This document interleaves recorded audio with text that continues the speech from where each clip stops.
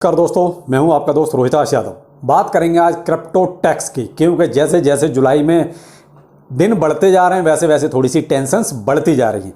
और दूसरी बात ये कि देखिए, आज मैं जो अपने सीए से मिल के आया था, क्योंकि उन्होंने मुझे बुलाया कि भाई थोड़ा सा कुछ क्लैरिफिकेशन चाहिए, तो एक बार आओ आप। तो इसलिए जो कुछ आज मैंने वहाँ पूछा, कुछ उन्होंने मुझसे पूछा, तो वो चीज़ें मैं आपके साथ भी शेयर करता हूँ। आखिर क्रिप्टो टैक्स में आपको क्या करना है और क्या नहीं करना है, और नहीं करोगे तो क्या हो सकता है। क्या वो 7 साल वाला जो अंदर जाने वाला प्लान था, क्या वो भी लागू हो सकता है? चलो वन बाई वन सारी चीज़ें कोशिश करता हूं क्लियर करने की। लेकिन मैं आपसे ये क्लियर कहना चाहूँगा कि मैं कोई सीए नहीं हूं और ना ही कोई फाइनेंशियल एडवाइजर हूं। जितना मैं समझ पाया हूं, जितना मुझे सीए ने बताया है, या जितना मुझे और कुछ कहीं से पढ़ने को मिला, वो चीज़ मैं आपके साथ शेयर कर सकता हूँ। अब बाकी और फर्दर और कोई क्लैरिफिकेशन आपको चाहिए तो एक बार अपने सीए से कंसल्ट जरूर करें, कोई भी स्टेप लेने से पहले। चलो बात करते हैं पहले तो कुछ बेसिक सी चीज जो आपको हमेशा ध्यान रखनी पड़ेगी। पहली बात तो यह कि आपका जो 31 जुलाई लास्ट डेट है टैक्स भरने की, उसी में आपका क्रिप्टो टैक्स भी भर जाएगा। ठीक है, तो 31 जुलाई ध्यान रखिएगा। आज आपकी जुलाई 2 दिन निकल चुके हैं। 30% टैक्स लगेगा, 1% टीडीएस लगेगा। तो टीडीएस तो इंडियन एक्सचेंज ऑटोमेटिकली अपने आप काट लेते हैं, तो आपको वहां पे टेंशन नहीं है। 30% टैक्स तो आपको ही पे करना है, आपको ही भरना है। आपका एक्सचेंज 30% टैक्स नहीं काटता है। यह बात आप बिल्कुल क्लियर कट समझ लीजिए, क्योंकि बहुत से मेरे भाई ये पूछते हैं ये भी एक्सचेंज ही काटेगा। नहीं साहब, एक्सचेंज केवल आपका टीडीएस काटेगा। 30% टैक्स आपको प्रॉफिट पर देना है जब आप आईटीआर फाइल करेंगे तब।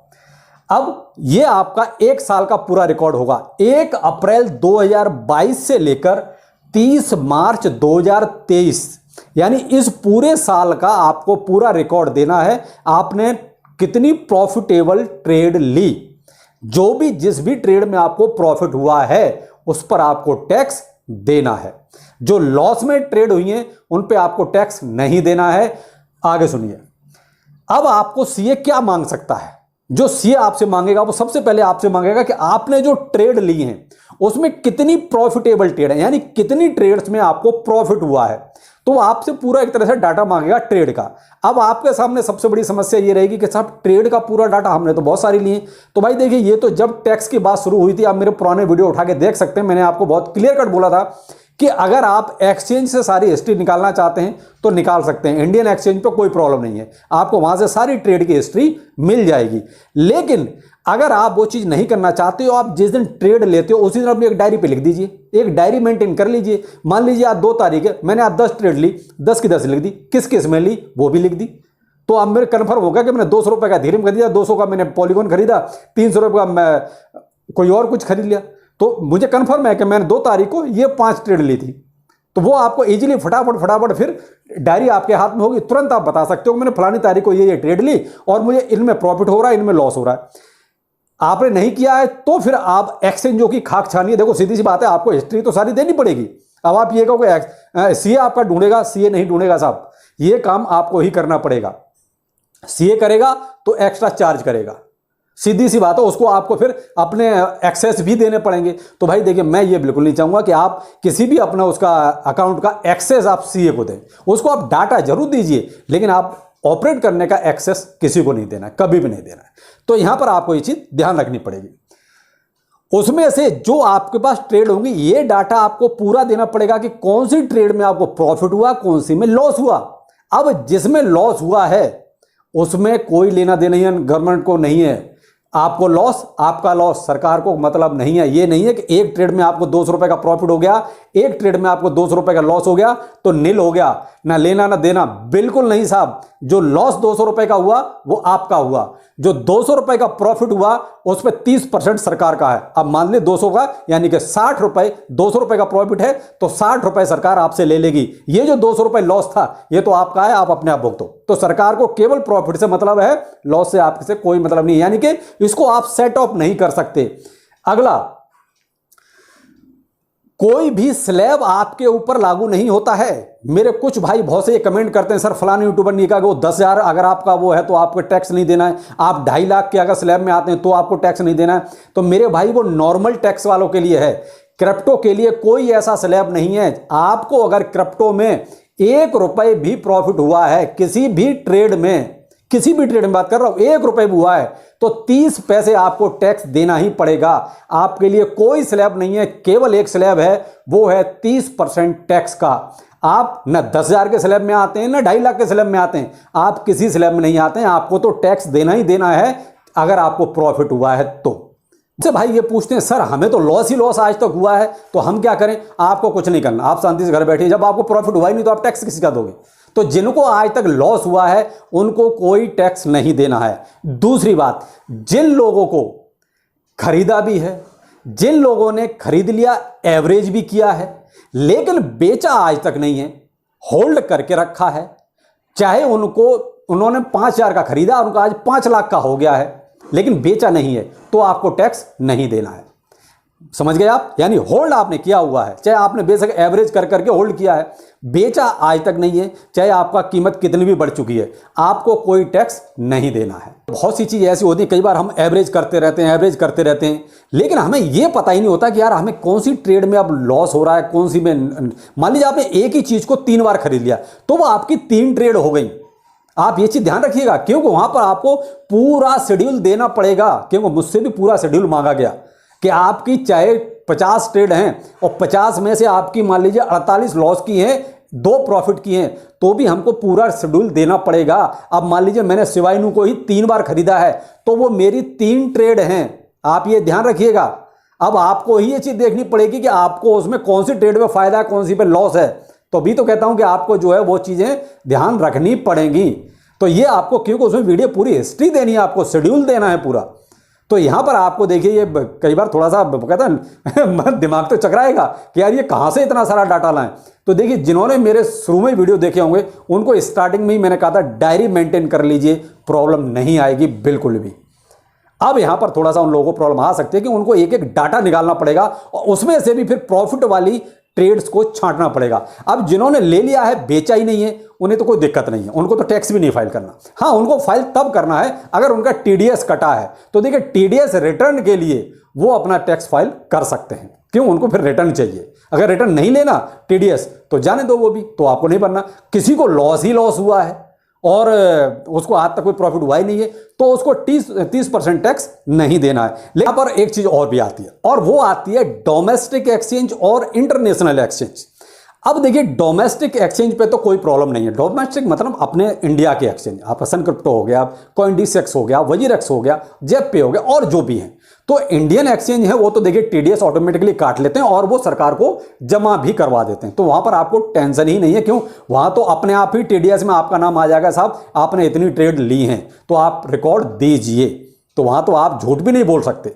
क्यों? वहां तो टीडीएस में ऑलरेडी वो जमा हुआ है तो आपका नाम वहां पे आ चुका है, क्योंकि पैन कार्ड, आधार कार्ड आपका लगा हुआ है, तो आप झूठ भी नहीं बोल सकते। क्यों? वहां तो ऑलरेडी आपका रिकॉर्ड पहुंच गया है पहले से ही, तो वहां तो आप कहीं किसी तरीके से बच ही नहीं सकते। अब आता है इंटरनेशनल एक्सचेंज। देखिए, इंटरनेशनल एक्सचेंज आपका कोई भी टीडीएस नहीं काटता है। अगर वो टीडीएस कहीं काटता है और वो सरकार के पास जमा कराता है तो फिर आपको वो भी रिकॉर्ड सारा देना पड़ेगा कि आपने इंटरनेशनल एक्सचेंज पर कितना ट्रेड किया है या कितना आपने वहां डिपॉजिट कर रखा है। प्लस पहले तो मुझे लगता है इंटरनेशनल एक्सचेंज कोई भी टीडीएस काटता ही नहीं है। अब जिन्होंने मान लीजिए इंटरनेशनल एक्सचेंज पे कुछ भी अपनी ट्रेडिंग किया, डिपॉजिट कर रखा है, उनके साथ क्या होगा? तो देखिए, सरकार के पास उनके लिए फिलहाल कोई ऐसा प्लान नहीं है कि इंटरनेशनल एक्सचेंज पे वो किसी तरह की कोई कार्रवाई या कानून कार्रवाई कर सकते हैं या आपके ऊपर कर सकते हैं, वहां आप कर सकते हैं। लेकिन यहां आपके सामने सबसे बड़ी समस्या कहां पर आ रही है? P2P। ये जो P2P का फंडा है ये कहीं ना कहीं आपके बैंक अकाउंट से लिंक है। तो आप यहां कहते हैं कि सीधे सीधे नहीं, लेकिन कान घुमा के जरूर आप पकड़े जा रहे हैं। क्योंकि P2P आप कर रहे हैं तो ऐसा नहीं कि आप कैश टू कैश कर रहे हैं, यानी कैश आपने हाथ में दिया और कैश ही आपने हाथ में लिया। आप कहीं ना कहीं बैंक अकाउंट के जरिए ही तो सारे ट्रांजैक्शन कर रहे हैं। तो वहां सरकार आपसे इस तरीके से पूछ सकती है कि भाई ये जो ट्रांजैक्शन आए हैं कहां से आए हैं, कहां से आ रहा है ये पैसा, तब आपको हिसाब देना ही पड़ेगा। और तब आपने अगर ये कहा कि साहब हमने तो क्रिप्टो में लेन देन किया था, उसका पैसा है, तो फिर भाई साहब आपको वो 7 साल फिर याद रहने चाहिए। जो बीच में एक आया था 7 साल का आपके लिए ऑफर, वो फिर याद रहना चाहिए। तो इंटरनेशनल एक्सचेंज का देखिए यहां पर थोड़ा सा, या तो आप अपने आप ही डिक्लेयर कीजिए कि साहब हमने वहां ट्रेडिंग की और इतना प्रॉफिट कमाया, उसका हम ये अपना टैक्स दे रहे हैं। तो वहां तो आप इस तरीके से बच सकते हैं। अगर बाई चांस लपेटे में आ गए तो देखिए, लपेटे में नहीं आ रहे तो कोई बात ही नहीं, फिर तो आप बचे बचे हो।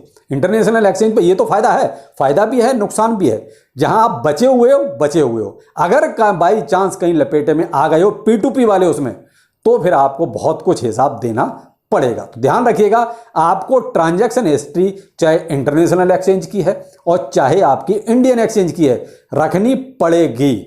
किस्मत अच्छी है तो कोई बात नहीं, किस्मत खराब हुई तो फिर आपको ट्रांजैक्शन हिस्ट्री भी लानी पड़ेगी, तब कहां से लाओगे। तो बेहतर है कि अभी वो थोड़ी सी मेहनत कर लो, ज्यादा अच्छा रहेगा। उस पर कि अगर हम टैक्स नहीं देते, मान लीजिए हम नहीं देंगे साहब, जो करना कर लो, यही होता है ना, हम इंडियन का सबसे बड़ी प्रॉब्लम तो यही है कि जो करना कर लो, हम टैक्स नहीं देंगे तो साहब उस कंडीशन में क्या हो सकता है। देखिए साहब, इंडियन एक्सचेंज आपका TDS काट के वहां भेज चुके हैं, यानी सरकार के पास रिकॉर्ड पहुंच गया कि आपने जो है VDA में इतना इन्वेस्टमेंट किया है, यानी कि करेंसी में। तो अब उस आधार पर उनके पास तो रिकॉर्ड है, जब कभी स्क्रूटनी होगी आपका भी नंबर आएगा। जब आपका नंबर आएगा तो तब देखा जाएगा कि क्या आपने ITR फाइल किया, क्या आपने टैक्स जो बनता था वो फाइल किया। अगर उसमें आपने किया है, नो प्रॉब्लम। नहीं किया है तो फिर आपके पास एक नोटिस आएगा। उस नोटिस में पूछा जाएगा कि साहब आपका इतना TDS कटा है, ये सारी हमको ट्रांजैक्शन डिटेल्स चाहिए। अब वो हो सकता है 1 साल में हो जाए, हो सकता है 2 साल में हो जाए, हो सकता है 5 साल में हो जाए। ये कोई टाइम लिमिट नहीं है, क्योंकि बहुत सारा डाटा होता है तो वो इतनी जल्दी ऐसा भी नहीं कि आपका ही नंबर आ जाएगा।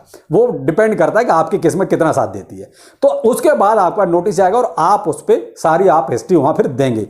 अगर वो संतुष्ट हो गए और उन्होंने अपने हिसाब से टैक्स कैलकुलेट किया, तो आपको जो टैक्स बनता है आपका, उस पर 50% से लेकर 200% तक का फाइन लगेगा। ठीक है, आप जो आपका टैक्स बनता है, यानी टैक्स के ऊपर वो तो 30% देना ही देना है, उसके ऊपर 50 से लेकर 200% तक का टैक्स आपके ऊपर और थोपा जा सकता है। अगर आपने कंटिन्यू गलती पर गलती और भी की हुई है, फिर आपको वो ये भी कई लाइन में आप लग सकते हो, यानी कि अंदर जाने वाली कहानी। तो भाई वो सब काम करो क्यों। बेहतर है कि जो बनता है दे दो, इज्जत से दे दो, ज्यादा बढ़िया रहेगा। अब यहां आप ये कंफ्यूजन में बिल्कुल मत रहना कि हमारा तो 10,000 ही प्रॉफिट है या हमारा तो 100 रुपए ही प्रॉफिट है, हम तो बच जाएंगे। बिल्कुल नहीं। मैंने आपको एक बात कह दी कि अगर आपको प्रॉफिट 1 रुपया भी हुआ है, आपको टैक्स देना है, ITR फाइल करना है। तो जितनी मुझे जानकारी थी, जितना मुझे मेरे CA ने आज पूछा, वो चीज मैंने आपके सामने रख दी। मुझसे और भी डिटेल मांगी कि और कहीं कोई भी ट्रांजैक्शन अगर बचता है तो बताइए, हम उसको एडजस्ट यहां करते हैं। अभी दिन काफी पड़े हुए हैं तो आप देखते हैं, और अगर कोई डिटेल देनी होगी तो मैं दे दूंगा। मैंने अभी होल्ड करने के लिए ही बोला है उन्हें, और मुझे लगता है मैं 20 तारीख के बाद उनको बोलूंगा कि अब आप फुल एंड फाइनल इसको फाइनल कर दीजिए। तो आप भी देख लीजिए भाई, ज्यादा लेट करने का कोई फायदा भी नहीं है। तो आप अपने CA से जो भी है एक बार मिलके डिस्कस करने के बाद अपनी सारी डिटेल्स वहां देके और अपना काम कर सकते हैं। तो ये थी कुछ टैक्स से लेकर डिटेल। कैसा लगा वीडियो जरूर बताइए, अपने दोस्तों के साथ भी शेयर कीजिए, जिससे कि कुछ इंफॉर्मेशन उनके साथ भी शेयर हो सके। तो चलिए फिर मिलते हैं, नमस्कार।